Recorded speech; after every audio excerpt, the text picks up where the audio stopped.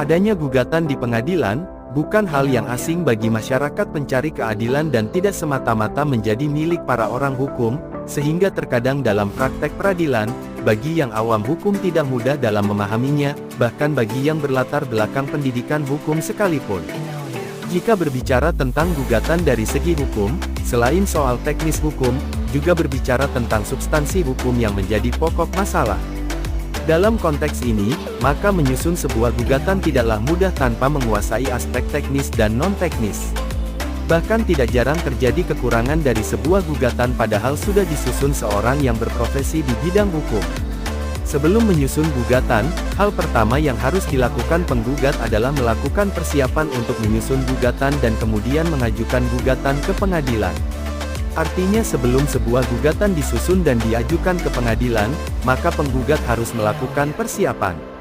Persiapan itu tergantung pula pada gugatan dalam bentuk apa yang akan disusun. Secara teoritis dikenal beberapa bentuk gugatan, yakni 1. Gugatan kontentiosa. Gugatan kontentiosa inilah yang disebut dengan gugatan perdata dalam praktek beracara di pengadilan perdata. Dalam gugatan kontentiosa di dalamnya terkandung sengketa yang menarik pihak lain sebagai tergugat.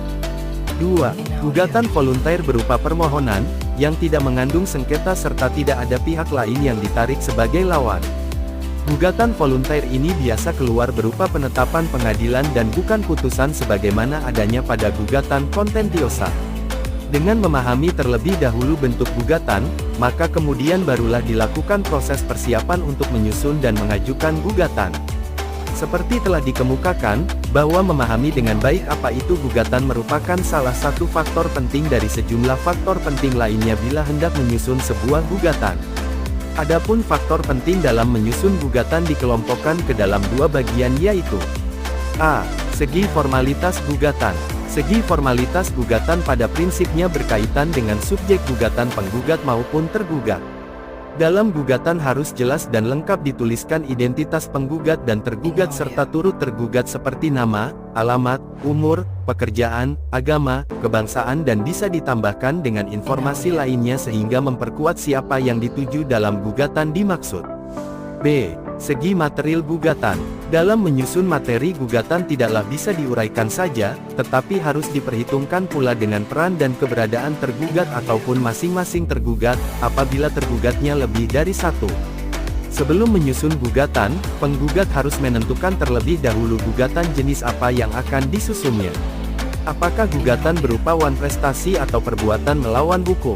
Terhadap jenis gugatan itu, gugatan wan prestasi sepertinya lebih terukur dan ada pijakan untuk memulai dari mana uraian dasar gugatan diawali dan ditegaskan adanya wan prestasi atau cedera janji. Ada pendapat yang mengatakan gugatan wan prestasi lebih objektif. Hal ini bisa dipahami karena ada butir-butir penjanjian yang dilanggar atau tidak dipenuhi.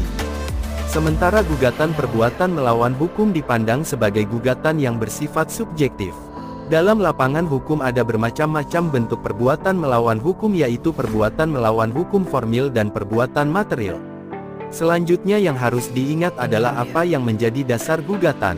Sebuah gugatan yang dibuat tanpa dasar yang jelas adalah hal yang sia-sia dan bahkan merugikan penggugat sendiri.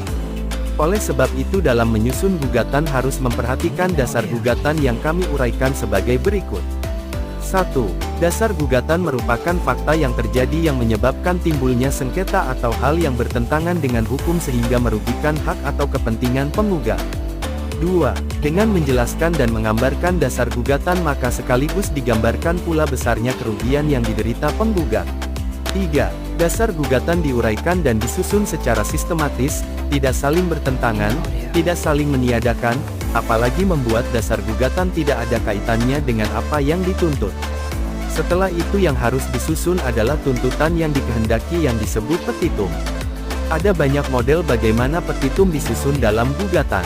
Meskipun demikian yang umum, di awal petitum penggugat meminta agar gugatan dikabulkan seluruhnya dan ditambah dengan petitum khusus terkait pokok masalah dan tuntutan pelengkap seperti pembebanan biaya perkara dan putusan yang seadil-adilnya.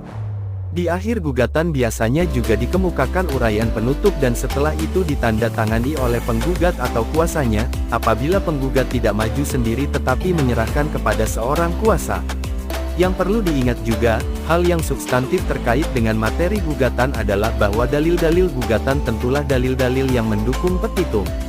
Jadi, bila dalam menyusun gugatan penggugat harus mampu memilah-milah dan memilih apa saja yang harus diuraikan dan apa yang tidak harus diuraikan karena tidak mendukung petitum. Atau selalu ada kemungkinan uraian posita tidak ada relevansinya dengan petitum, bahkan merupakan hal-hal yang berada di luar kompetensi dari pengadilan tempat gugatan diajukan.